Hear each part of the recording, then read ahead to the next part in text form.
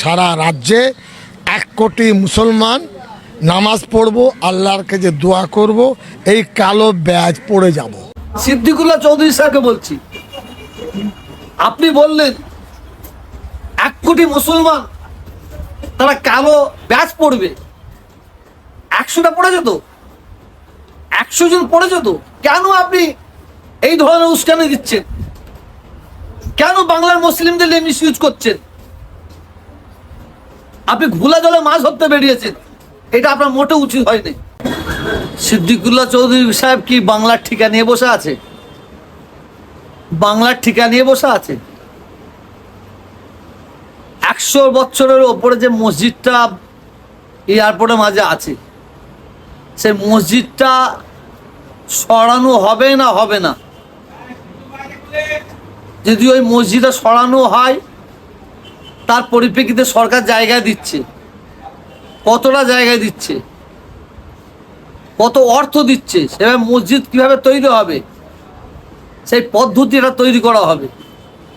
আমি পশ্চিমবাংলার মুখ্যমন্ত্রী মাননীয় শুভেন্দু অধিকারী মহাশয়কে বলবো,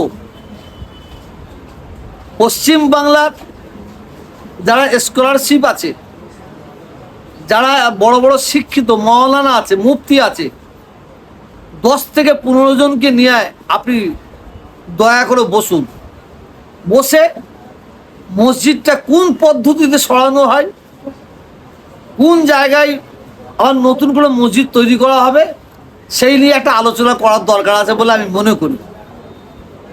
আর যদি জোর করে মসজিদ ভেঙে দেওয়া হয়, যদি মনে করে আমাদের ক্ষমতা আছে মসজিদ ভেঙে দেবো, বাংলার মুসলিম, শুধু বাংলা বলবো না, সারা ভারতবর্ষ বলবো না, বিশ্বের মুসলমানরা আঘাত পাবে, সারা বিশ্বের মুসলমানরা কষ্ট পাবে বলে আমি মনে করি। অতএব আলোচনা করা দরকার আছে বলে মনে করি। সিদ্দিকুল্লাহ চৌধুরী সাহেবকে বলছি, আপনি বললেন 1 কোটি মুসলমান তারা কালো ব্যাজ পড়বে। 100টা পড়েছে তো, 100 জন পড়েছে তো, কেন আপনি এই ধরনের উস্কানি দিচ্ছেন? কেন বাংলার মুসলিমদের মিস ইউজ করছেন? আপনি ঘোলা জলে মাছ ধরতে বেরিয়েছেন, এটা আপনার মোটেও উচিত হয়নি। এইসব না করে পশ্চিমবাংলার সরকারের সঙ্গে আলোচনা করে কোন পদ্ধতিতে মসজিদে সরানো হবে কি সরানো হবে না, সেই বিষয় নিয়ে মুখ্যমন্ত্রীর সঙ্গে আলোচনা করার দরকার আছে বলে মনে করি। এই যে আপনি আজকে গেলেন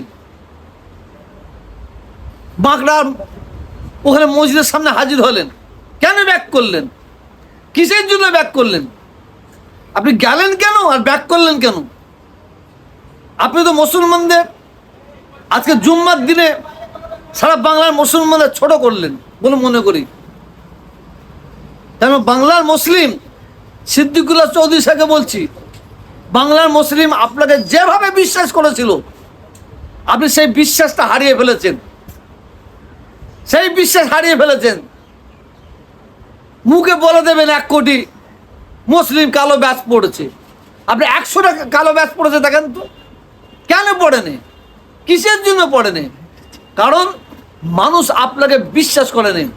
আপনি এই ধরনের উস্কানি দিয়া বন্ধ করুন, এই ধরনের উস্কানি দেওয়া বন্ধ করে মুখ্যমন্ত্রীর কাছে আসুন, আমরা সবাই মিলে আমরা আলোচনা করি, আমরা বসি। এত ঐতিহ্যপূর্ণ মসজিদ সরানো হবে না হবে না? যদি সরানো হয়, কোন পদ্ধতিতে সরানো হবে, কোন জায়গায় নতুন করে মসজিদ করা হবে, সেই বিষয়ে আলোচনার দরকার আছে। খামাখায় লোক খেপাচ্ছে, খামাখায় লোককে উস্কানি দিচ্ছে। এই সুশ্রুতি দিয়ে তো অনেক কাজ হয়েছে, আর হবে না, আর হবে না। বাংলার মুসলিম ঘাসে মুখ দিয়ে চলে না। আর একজন বলছে যে মুসলিমরা এখন শান্ত হয়ে গেছে। কি বলতে চাইছে? যে বিজেপি সরকার এসেছে বলে শান্ত হয়ে গেছে? না না না, মুসলিমরা শান্ত ছিল, আছে, থাকবে। মুসলিমরা কারো উস্কানিতে পা দেয়নি। মুসলিমরা সবসময় নিজের অধিকার নিয়ে কথা বলে, এটাই বলতে পারি।